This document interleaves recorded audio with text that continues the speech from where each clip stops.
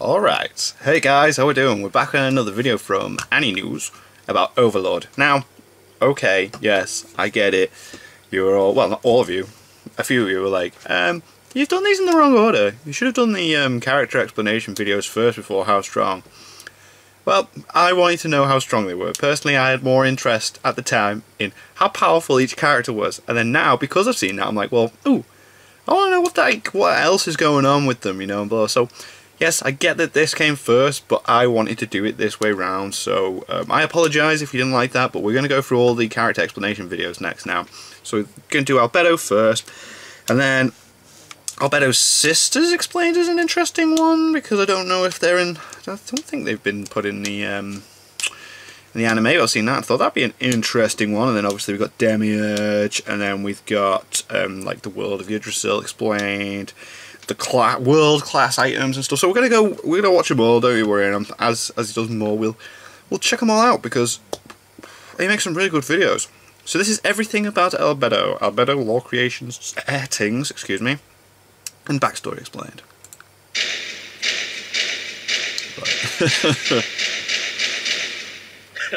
Yeah, I always wanted to do something like this. Fair dues. Yup. This poll went exactly as how I thought it would. Wow. Of course everyone wants to know more about Albedo. Of course. I mean, she's such a diverse and complex character, especially being the creation of one of the most meticulous and detail-oriented people in the guild. Oh, okay. So I couldn't possibly see any other reason why you wouldn't want to know more about her. Yeah, of course. Anyway, this is part 1 of 2 for what's essentially going to be Albedo's character profile. Right, okay. Covering Like I explained. everything from her lore and build to her equipment and other little details that were skipped in the anime. Her sisters. Excuse me. Oh, okay, cool. So they're not in the episode, anime. I Right. feel it's best if we start with more of her backstory. I forget next week things. We'll dive deep into her combat potential and general build. I didn't think they were. So, let's begin. Albedo was created by Tabula Smaragdina, an alchemist and magic caster who was known as a bit of a gimmick maker. Not only was he part of the original 9 founders of Ainz Ooal Gown, back when it was known as Nine's own goal, he had a far more powerful magic casting build than Ainz. Oh. Unlike Ainz, who had built his character more for roleplay purposes, Tabula focused on destructive power. Right. As I said, he was also an extremely meticulous and detail-oriented person, one who would spend his time filling Nazarick with minor strange and unusual mechanisms. For instance, the treasury was locked with an elaborate riddle that he had devised, and he had carefully constructed the door so that it would reveal hints to the riddle when one spoke the appropriate phrases in front of it. Cool. He was also apparently a bit of a fan of alchemy, both in real life and the game. Not only did he have some specialization in alchemy-related classes, but his name is actually Latin for the Emerald Tablet. Oh, that's cool. An ancient artifact said to depict the secret of transmutation. I like it when they take like As such, translations his and three make it biggest sound passions were something Gamoe, else. something that I'll cover later, ancient occultic lore, including alchemy of course, and then horror films. Right. But why am I telling you all this? This isn't his character profile. Well, you see, obviously these shares it 3 all. passions of his were manifested in the 3 NPCs that he had created, one of which was Albedo. Albedo is actually named after one of the 3 stages theorized by ancient alchemists to produce the Philosopher's Stone. Oh. For those that aren't familiar with this ancient artifact, the Philosopher's Stone is a legendary alchemical substance made out of the so-called primal material. Right. It's something that allows for base metals like mercury to be turned into more valuable ones such as silver and gold. This is made possible through a series of chemical processes referred to as the magnum opus. Right. The first stage is Nigredo, meaning blackening, Nigredo. symbolizing putrefaction and decomposition. Right. The second is Albedo, Oh. meaning whitening, Wow. symbolizing purification and division. Cool.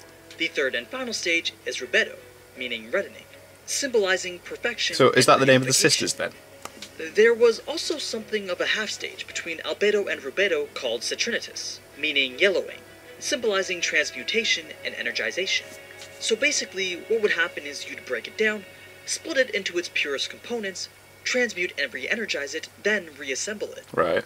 Now, knowing the origin of Albedo's name, we can see that it's meant to represent purification and whiteness. Right. Or rather, that was merely one aspect of her personality. Remember that Tabula loved Gamoe, which means acting in a way that is completely contradictory to your usual self. So while on the surface she pretends to be this pure, smiling, dutiful wife, her true inner Underneath. self is as black and as evil as they come. Yeah. She was also originally written to be this huge slut, but I'm sure Right. you recall how Ainz overwrote that and replaced it with what's her now never-ending love for him. Yeah. Because of these changes Oh, that man. Ainz had made to her settings, she likes spending time making body pillows and figures of him. As a matter So of fact, weird. she has a giant collection of Ainz-shaped dolls in different So positions and sizes strange. in her It's funny, bedroom innit? that she forbids anyone from entering or cleaning.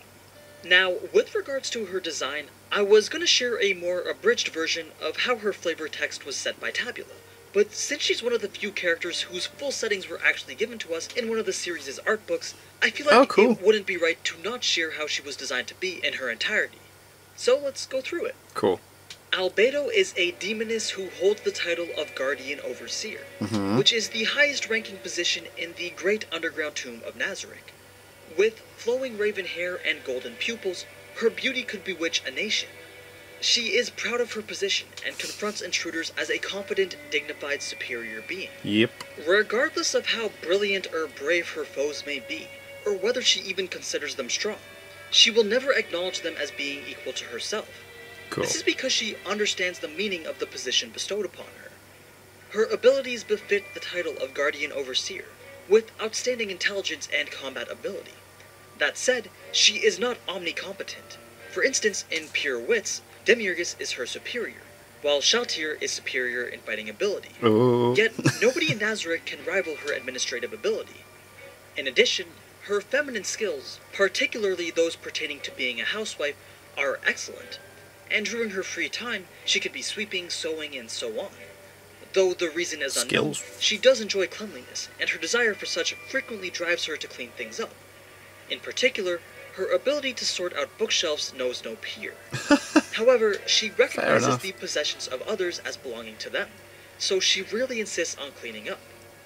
That being said, the items accumulated through her collector's habit are typically very messy. Therefore, it remains to be seen whether she actually likes being tidy. This might well be an act, in order to Right. appear as the perfect woman, though the truth of that is unknown. It's too scary to confirm. Cool She art. always has a gentle smile on her, and her elegant way of speech has made many people think she is a goddess or an angel. That mistake is not particularly laughable, given that she is surrounded by that sort of atmosphere and acts in an appropriate manner. The fact of the matter is, it would not be wrong to view her in that way.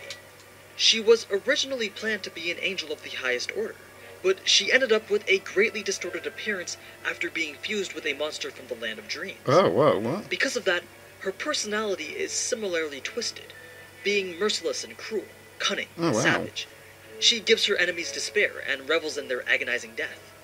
Her usual expression seems to be there to suppress the urges which flow from her heart, a mask which exists to conceal her desires to perform ruthless acts upon the weak. If the mask should break, she would probably end up being like Empress Luigi or Empress Wu Zetian. However, that only applies when dealing with those not of Nazarick. Fortunately for those who do not serve Nazarick, one can take comfort in the fact that the mask is very sturdy and will not break Well, easily. break easy, yeah. She feels very strongly about her duties as the guardian overseer The of the great overseer. underground tomb of Nazarick. Naturally, the fact that she has heirs everywhere listening for information goes without saying. In addition, she smiles all the time, to the point where one might say she does not show any other emotion. Her smile, though, is nothing more than a poker face to her. She can also show emotions like anger, grimaces, and fake tears. Her sophisticated lady's face will not break, even when she is torturing the fools who oppose her. By her appearance alone, she is a perfect beauty. And the final line was, incidentally, she is a slut. But that was modified to now say that she is in love with Momonga. So that's quite the descriptor That's so for a weird. video game NPC. It just goes to show how dedicated Tabula was to his work. But that's not even all there is. As the Guardian Overseer of Nazarick, she is in charge of all the 4 Guardians, and by proxy, has a position of authority over every other NPC within it. Her talents most definitely befit her title. In fact, she's actually among the top 4 smartest people on the continent. Only Demiurgus, Princess Renner, and Pandora's actor can compare to her. Right. Demiurgus is better than her in a battle of pure wits and military Well, planning. yeah, he's a clever But dude. Albedo I love has the Demiurgus. better administrative and management skills. Renner, on the other hand, would have been indisputably the smartest being in the continent by a landslide, if not for the sudden arrival of Nazarick. So, Right. ever since Nazarick was transported into the New World, Ainz has put her in charge of coordinating and running all domestic operations within Nazarick during his Her lips nearly matched up with him talking then, that was so the weird. transportation system between the floors, overseeing reports from various agents of Nazarick, overseeing the budget and resource expenditures, and so on and so forth. To be honest, it's sounding more like a general manager position at a major factory than a guardian overseer at a high-level base. It does, doesn't it? But if that's what it takes to run something like that, then kudos to anyone who gets stuck managing a guild. Hell yeah. Now, aside from being the guardian overseer, Albedo is also the guardian of the 9th and 10th floors of Nazarick. The 9th floor is the Royal Suite, which contains the bedrooms for each of the 41 guild members of Ainz Ooal, along with rooms for many of the NPCs and even guest rooms. It contains the round table, the conference room that guild members frequently met and conversed in, the bar managed by the sous chef, the staff canteen for the duty maids, a manicure salon that Shaltir visits occasionally, and finally, it contains Nazarick's spa resort, which had a total of 17 baths with 9 types for 2 genders. Wow. And yes, each bath type was in fact identified and described in the novel, but that'll be something I share for a video dedicated to the Tomb of Nazarick itself. Cool. The 10th floor is That'd be really referred to cool. as the throne, which you already know houses the throne hall itself. You can also find on this floor the bedroom of the battle maids, a room called Clavicula Salamanis, and then Ashurbanipal, a great library housing many books, so cool. spell scrolls, mercenary contracts, and other book-shaped items.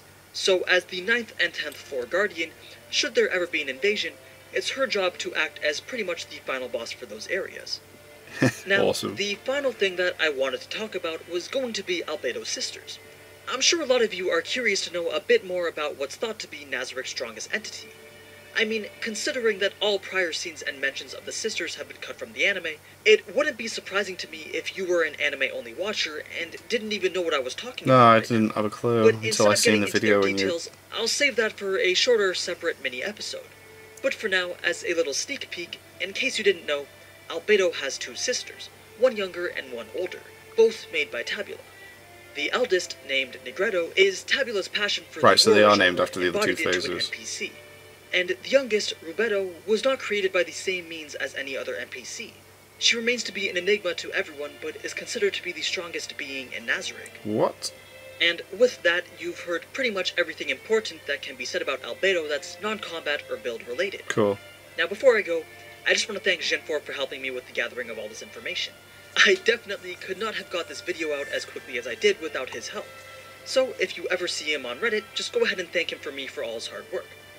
Now, I'm just going to quickly plug my Discord where we Overlord a lot and play some stupid games. Cool. Also, if you want to follow me on Twitter at AnimeSam_, that's pretty cool too. I don't really post often, but I guess having followers on there is pretty nice. And finally, if you want to check out my non-Overlord videos like my news or Fate ones, that'd be a great help too. Anyway, as always, thank you so much for watching, and if you enjoyed this type of anime content, then you already know what to do. So, until next time, ciao. Ciao for now. Cool. I love when there's reasoning behind names and stuff. Like, that's so awesome that Albedo is named after the second stage of what people believe to be creating the Philosopher's Stone, and then her sister's in there. That's cool. I love stuff like that. That's awesome. A lot of interesting stuff going on there. That's cool. So yeah, the next one, we're going to look at the Albedo sisters then, because I want to know about that. Because like I'm like anime only, but I might have to look into these light novels and stuff. So yeah, thank you guys very much for watching. What did you guys think of that? What do you guys think of this? Click like, subscribe if you haven't already. Leave comments down below. Let me know that you're watching and discuss in future videos, and I'll see you guys, it's all you guys, next time.